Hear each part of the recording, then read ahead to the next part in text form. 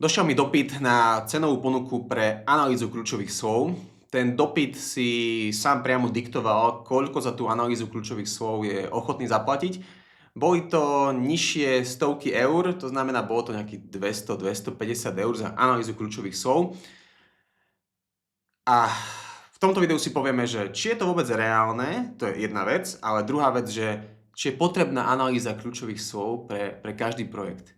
Odpoveď? Za mňa nie. Absolútne nie je potrebná pre každý projekt, ktorý platí 200, 300, 400, 500 eur za SEO, robiť na začiatku monštruóznu analýzu kľúčových slov za 1000-1500 eur. A prečo? Jednoduchá odpoveď, tu máme Content Gap analýzu. Content Gap analýza je oveľa jednoduchší proces, je oveľa rýchlejšia.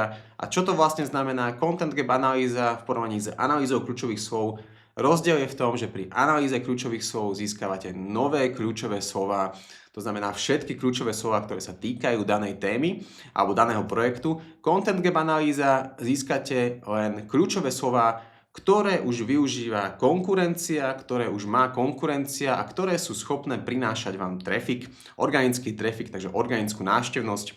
To znamená, že ten gap, to je tá medzera medzi tými kľúčovými slovami, ktoré vy nemáte na webe zapracované a nezobrazujete sa na ne, a medzi tými kľúčovými slovami, ktoré majú vaši konkurenti.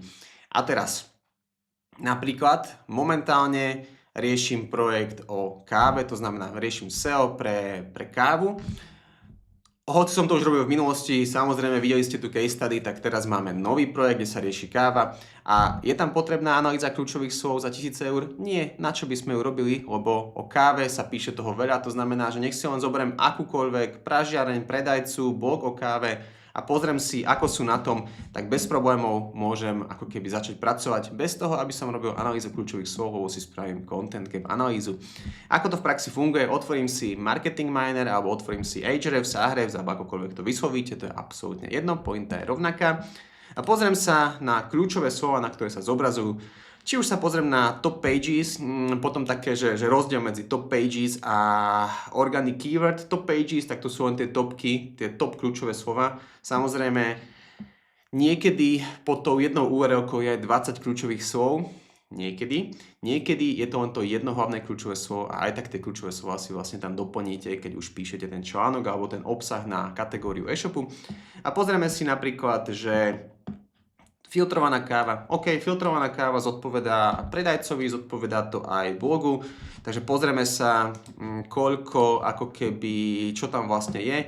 Takže vidíte, keď môj klient nezobrazuje sa na kľúčové slovo filtrovaná káva, tak to kľúčové slovo tu vidím bez toho, aby som musel robiť monštruóznu analýzu kľúčových slov, stačí mi Content Gap analýza a na filtrovanú kávu napíšem samozrejme obsah. A teraz mnohí z vás povedia, že pozor, ale takto to nefunguje. Ale áno, presne takto to funguje. A nie je len to o tom, že som si to niekde vycúcal z prsta, je to o tom, že mám za sebou veľa projektov a konkrétne 2 sú aj z oblasti kávy. Jeden vám aj ukázal som to v inej case study, kedy naozaj robil sa obsah, pol roka sa platilo za content, pol roka ako keby, že sa tvoril content, potom pol roku, kedy sa nič nedialo, sa naplnil topic cluster, naplnila si sa kľúčové slova, alebo tzv. Sematické SEO. To s tým síce trošku nesúvisí, to som odbočil, ale len aby ste vedeli, že nie je to tak, že pridám niekde kľúčové slovo a boom, SEO je hotové. Nie, naozaj to je trošku viacej práce. A ten traffic organicky stúpal na kľúčové slova, ktoré sa spracovali konkrétne do blogových článkov a do kategórií toho e-shopu. A ako vidíte, napríklad zalievaná káva doteraz sa zobrazuje na prvej pozícii a keď si poviete, že ale to má keyword difficulty 0, áno, lebo to je Ahrefs a tam proste tie keyword difficulty ukazujú úplne inak a porovnávajú ich s inými vecami. Kebyže to pozrieme v Marketing Miner, tak tá keyword difficulty samozrejme tam je iná, ale ako vidíte, obsah, ktorý sa vytvoril niekedy dávno na popis kategórie, tak doteraz tá zalievaná káva sa zobrazuje na prvej pozícii. Taktiež acidita kávy, ako naplniť mlieko, druhý kávy, prvá pozícia, najlepšia káva na svete, prvá pozícia, perfektné. A čo tu ešte máme také zaujímavé? Blog o káve, to spadlo, druhý kávy, to je prvé. Tu je napríklad najlepšia zrnková káva, tak tam to kleslo, druhý káv, koľko miligramov obsahuje, Kofeínu obsahuje káva, to znamená, že ako vidíte, tak v čase, keď sa pracovalo na SEO, tak tie pozície boli perfektné a tie pozície vlastne sú doteraz perfektné. A to sa robilo, myslím, že v roku, pozrieme si to, v roku 2022, to znamená, že od roku 2022 sa držal ten trafik až do nejakého 24, až potom začal klesať, aby začali predbiehať, to znamená, že v podstate konkurencia 2 roky nič nerobila a bez problémov to tam vydržalo, tomu sa hovorí evergreen content. Ale nech sa vrátim k content gap analýze.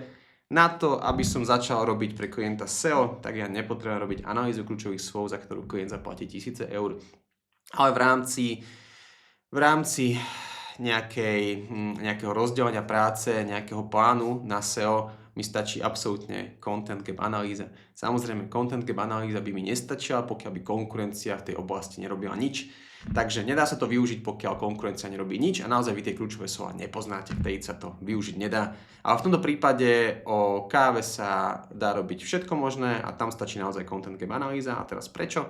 No preto, lebo na tom firmy makajú. Dobre. To je ku content gap analýze absolútne všetko. Nie je to služba teraz, ktorá by sa musela platiť navyše za 1000 eur. Samozrejme, kto si vypýta, ten si vypýta, to je absolútne jedno. U mňa to funguje tak, že túto content gap analýzu a ten content plán dokážem spraviť za pol hodinku podľa toho, aké je to náročné, čo tam musím hľadať, ako sa nad tým musím zamýšľať. Dobre. Takže z mojej strany všetko. Vidíme, počujeme sa pri ďalšom videu.